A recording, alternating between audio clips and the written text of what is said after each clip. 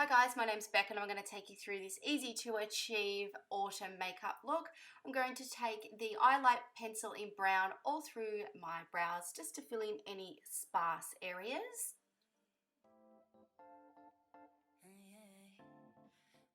Next I'm going to take the Sweet Truffle Duo Satin eyeshadow, and the dark colour in that eyeshadow is going to go all through the crease and into the outer corner.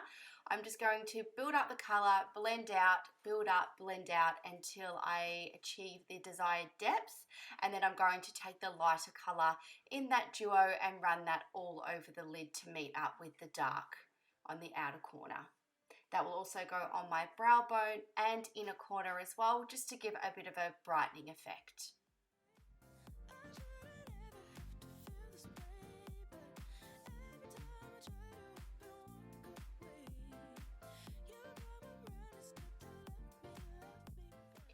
Now I'm going to take a black kohl pencil and I'm going to run that through the top waterline, through the lashes and onto the top lash line.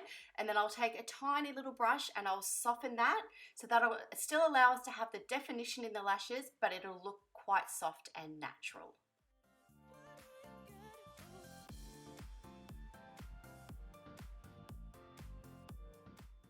I'm going to curl my eyelashes next, and I'm also going to pop some of the brown kohl pencil through the waterline, and just to meet that up with the black underneath. I'm going to go in with the Noble Burgundy lipstick, and just to clean up any edges, I'll just go over with a red lip liner as well. And then I'm going to apply some mascara to the top and bottom lashes.